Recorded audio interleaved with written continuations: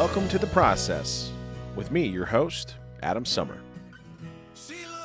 All right, welcome in to The Process, and this is my first interview for The Process. Done a lot of interviews over the years back with the Heartland Pod, but my first guest, I could think of none better to have on The Process here than Ashley Aune, a representative from the state of Missouri, a state rep.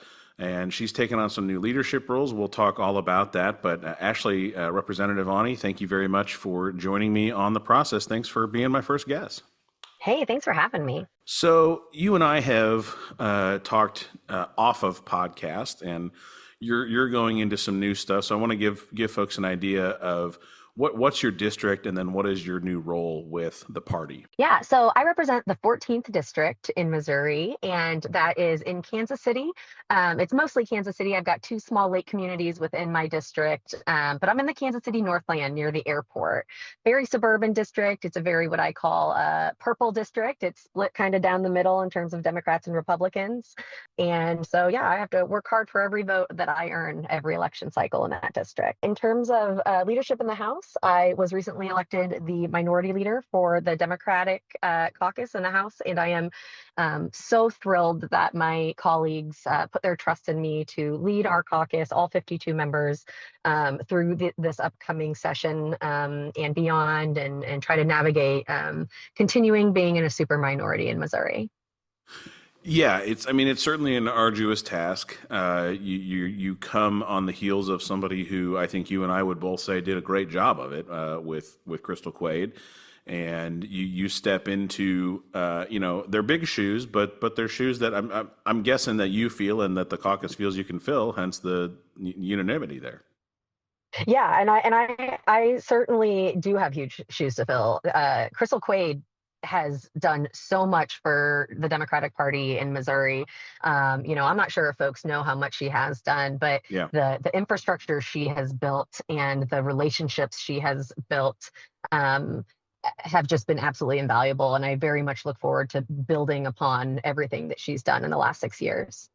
Well, let's talk a little bit about that, because that's, with this version, right, the process, right, the point of the name is I want to talk about stuff like that, about infrastructure building and about the difference between what was and what is and how that happens and how do you continue to improve that, because regardless of whether I'm talking to you, a Democrat, or, if a Republican wants to talk about the same stuff, as far as I'm concerned, you have to have full participation to have the conversation, right? And so it's important to have a party that is capable of getting up and doing the work. And you've been around during a lot of that building. So can you kind of help us understand what it looked like before what Crystal was doing, and then kind of where we are now as you're taking it over? Absolutely. So, one thing a lot of folks don't realize is that after Claire McCaskill lost her reelection bid for the Senate in 2018, a lot of the national Democratic dollars that were previously flowing into the state that helped us maintain Democratic Party infrastructure disappeared overnight. And that was devastating to the state party. Yeah. Beforehand, obviously, the legislature transitioned from Democrat to Republican control after the 2000 election. Right. And so, we've been in the minority for a while, but to lose Claire and to lose that national funding was a huge gut punch. And so what Crystal did after she was elected,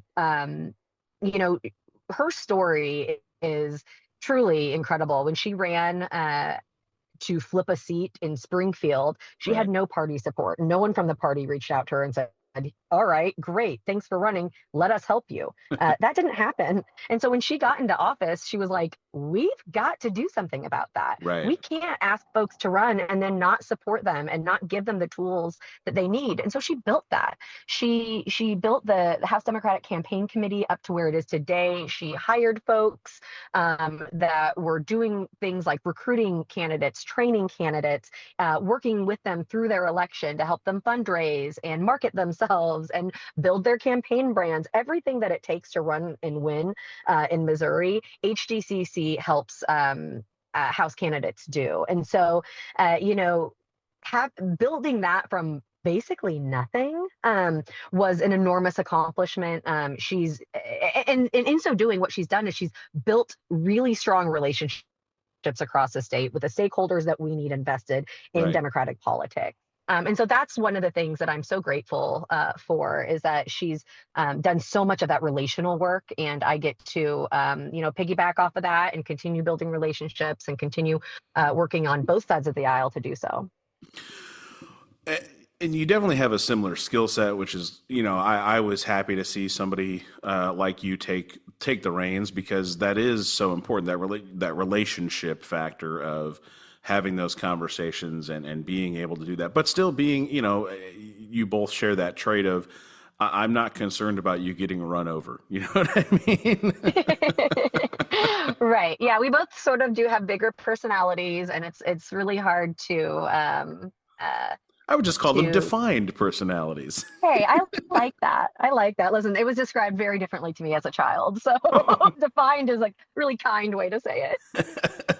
So you inherit it there, where, okay, now we've got this foundation that's been put in place. So what do you see as, at least the first year, what do you see as kind of that maybe a one, two, three, or, if you've got one or two main goals in terms of party, we're going to talk about legislation stuff in a minute, but just that sort of that party side of things.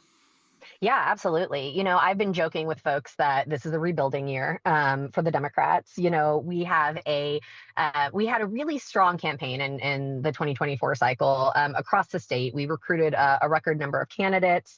We ran some really great races and really tough seats, and we thought that we would be flipping several seats last cycle.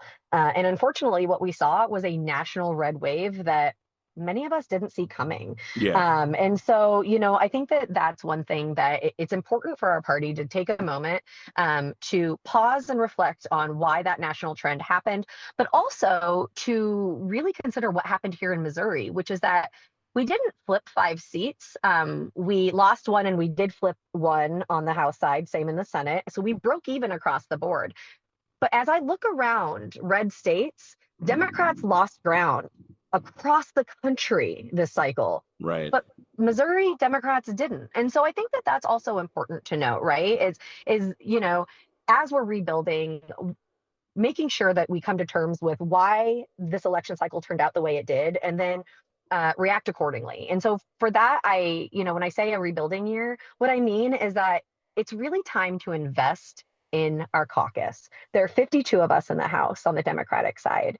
And it's really important to me as a leader to make sure that every single person who represents a Democratic district in this state has not only the tools they need to do their job, but that they're empowered to do it. They have the confidence to do it.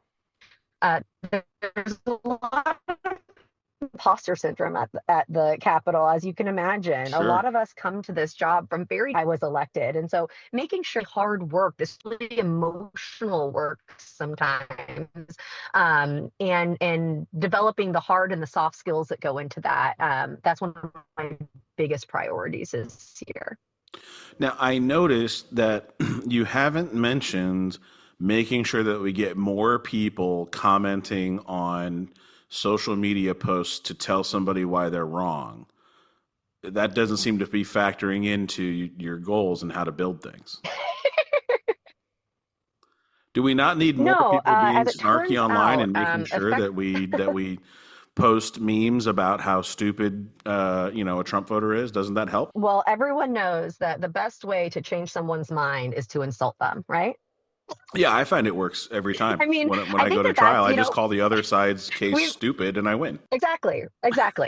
Case closed. No, it's very frustrating that that's kind of what the tenor of politics is right now, right? Like we look around and it seems like everyone's just dug into their corners and insulting, like hurling insults across the aisle. Right. Um, and one thing I've learned throughout my life is that you catch more flies with honey, right? Like um, I grew up in a household where my mother was a Democrat, my father was a Republican until 2016.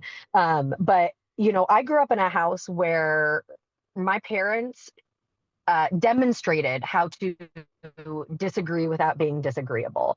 And I think that that is such an important skill to have as a legislator. A big part of our job is listening. We're here to represent 38,000 constituents in our districts each and do not take lightly, right? And so we have to listen not only to our constituents, but to our friends across the aisle, our colleagues across the aisle who represent a district that looks nothing like ours. Being in the legislature should be a learning experience. It shouldn't be an opportunity to tell everyone who disagrees with you that they're stupid, because that doesn't accomplish anything. The only way you accomplish something, especially in a legislature like Missouri, is to build relationships, to work across the aisle, and to listen to one another that they disagree with you. Yeah, and the point that you made earlier about in Missouri, the Democratic Party didn't actually lose any ground in terms of the number of seats. When you look at what happened nationally, for that to be the case, that definitely does say something about, you know, where folks are at in Missouri and the conversation that can be had. But it feels like this cycle in particular, that the immediate reaction to everything has been very hyperbolic, where everything is the worst case possible scenario. And I'm not saying that there's good stuff, not, for example, the Missouri GOP has already pre-filed a bill called the Donald J. Trump Election Qualification Act, right? Now, on its face, that's going to make some folks on the left, they're going to want to post about it. How stupid is this? Donald Trump shouldn't be the president because he's disqualified. Okay, well, we've been through the legal process on that, and unfortunately, he's qualified based on the law. That's just the way it shook out. And this bill would allow a previous felon to seek office if they're otherwise qualified. And I got to tell you that sounds like something that I could have seen a Democrat file 10 years ago. But because it says Donald J. Trump on it, is that going to cause, you know what I mean? Now we have outrage going on. Meanwhile, they're also pre-filing bills trying to push further, charter school expansion, continuing to go after public education. And oh, by the way, pre-filing bills to try to roll back what the voters did on abortion access. But are we going to spend all of our time and effort yelling about something that's got Trump's name on it because, it gets clicks on Substack? That I think that I bring to the table as the incoming minority leader is that I have a background in marketing and communications. So my entire career before politics was spent trying to get the right message in front of the right people at the right time. And so much of, what you're talking about is, our are those messages landing? Do our constituents want us to scream about the Donald J. Trump Act or whatever they've called it, or do they want us to solve the problems like what's happening in our schools? And do our constituents want school choice, or do they want to fortify our public schools and make sure that every school district has the resources that it needs to serve every student, right? And so, in my opinion, the folks who voted for me to send me down to, who entrusted me to be their voice down in the legislature, they don't want me spending my time screaming about an issue that affects very few people, or that just seems like it's gonna, collect clicks and likes. That's not why I was elected, and that's certainly not how I view myself as a legislator. Now, there are a lot of personalities in Missouri politics that operate differently. And certainly all politicians have our moments, right, where we're upset about something and we make a big deal of it. But I think that the point is that we've got to, as Democrats, make sure that Missourians understand that we are actually fighting for them, that there's a Republican supermajority and they are not looking out for your best interests. So one of the, several of the things that I'd like to communicate is that, Missouri Democrats are in it for three things this year. We want to make life cheaper for Missourians. We want to make life easier for Missourians, and we want to get government out of your life.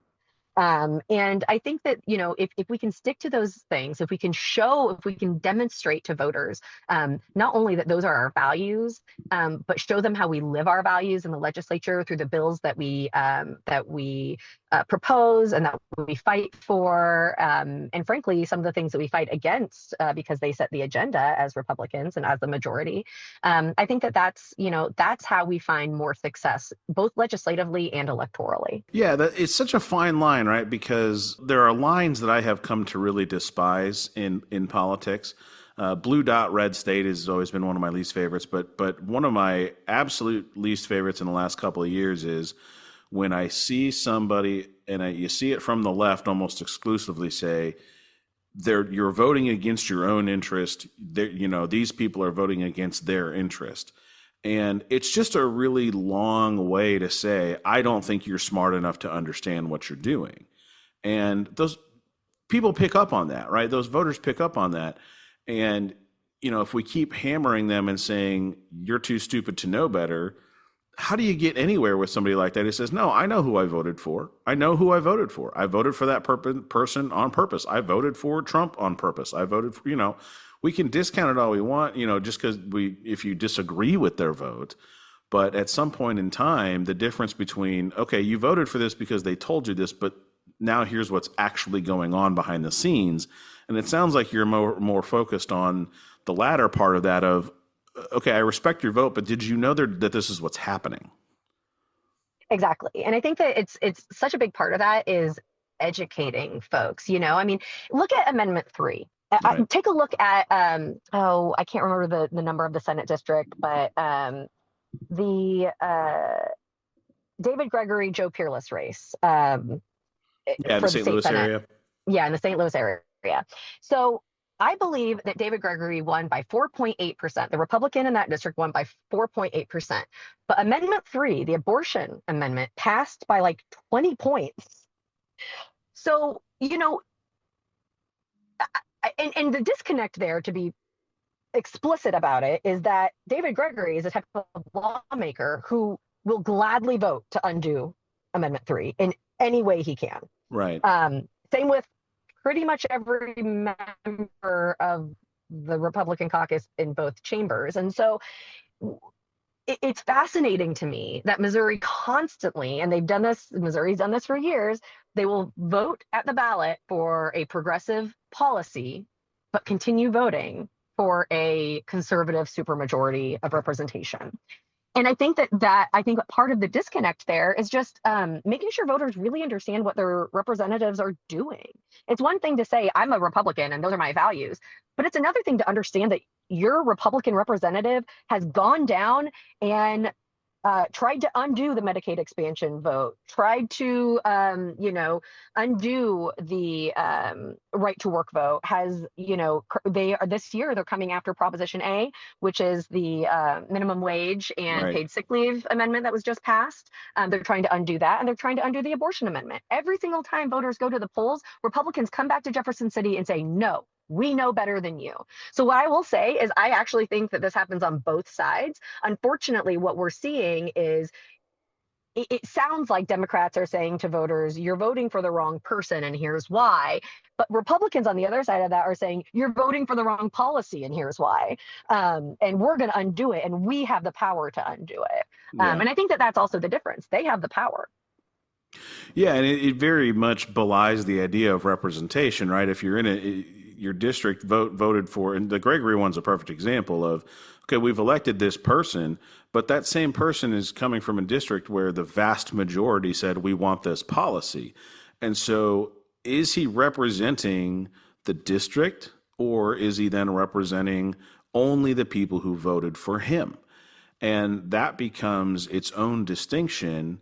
That's really hard to parse out, but it is. I think it's admirable that you're trying to play in that lane, because it is something that I think was kind of abandoned for this sort of hyperbolic, simplistic argument that, yeah, it gets clicks and maybe it gets people to subscribe to your newsletter or something and pay some money to see somebody tell them that they're right and smart. But, is that moving the needle with the people who voted differently. And that's what it comes down to, is moving that. How do you move that needle? Right. And I think part of it is understanding the voter who said, I want more access to abortion, and I also want to be represented by David Gregory, right? Those are the voters that I want to better understand. And I certainly know I have voters like that. I know Right. there are voters in my district who voted for Amendment 3 and voted for my Republican opponent. I also know that there are folks who voted for Trump and me. Right. There are voters who vote for policies and representatives for all sorts of different reasons. And I think that that's the other thing is it's so important to remember that we all contain multitudes. We all experience the world through our own lens, right? Through our own experiences. Yeah. We all have different lived experiences. We're all the main character in our own movie that's playing out in real time. Absolutely, absolutely. But it's right, like it can be very frustrating, I should say, for a Democrat like me to come off of a campaign like 2024 and think, oh my gosh, how on earth did Missouri enshrine abortion into our Constitution and we couldn't we couldn't net gain any seats Right. as a Democratic Party. That's wild. But it's also a moment, again, to stop and reflect and understand and learn. It's not for me to scream at voters and tell them why they're wrong. It's for me to understand why they made the choices they did and respond to that as a representative. Reflect, understand, and learn. I think those are three great words to leave it on. I appreciate your time very much. Representative Ashley Aune, the new minority leader for the Democratic caucus in the Missouri State House. You can find her everywhere you see politics written about, because she's quoted often and will be continue to be quoted often, I'm sure. Thank you very much for your time, Representative, and we'll check back in a few months and see how things are going during session. Well, thank you so much for having me. I look forward to talking again.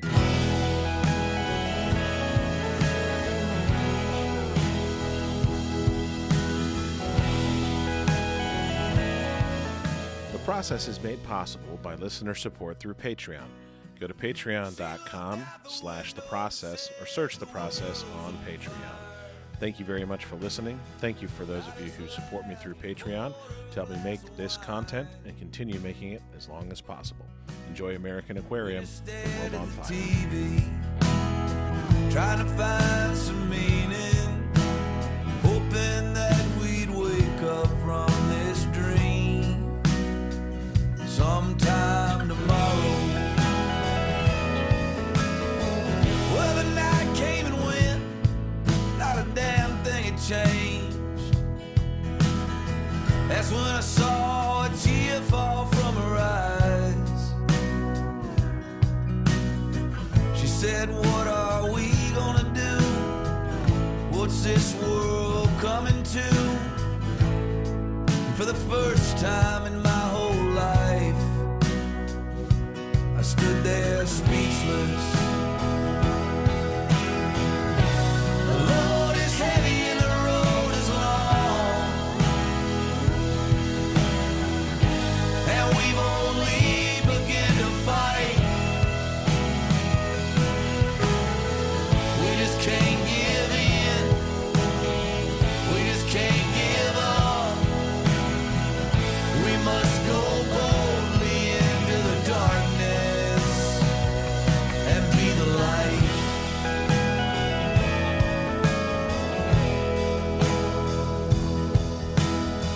So I packed up my car and went looking for answers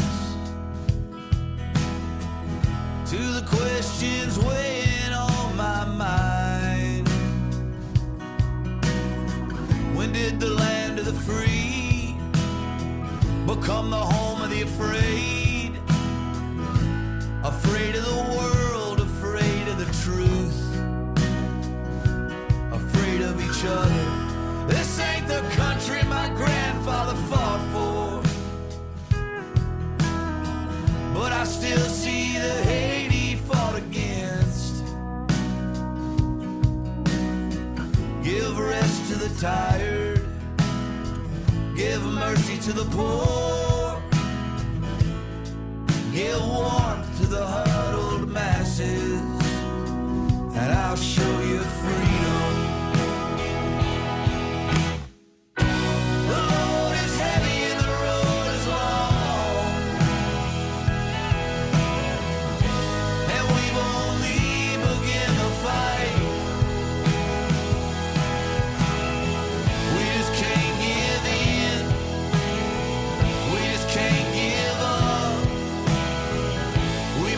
Go boldly into the darkness and be the light.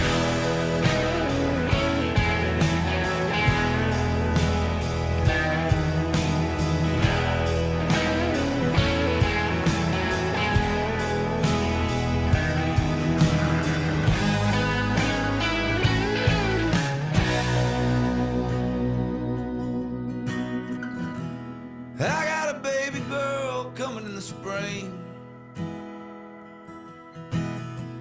I worry about the world she's coming into, but she'll have my fight. She'll have her mama's fire. If anyone builds a wall in her journey, baby, bust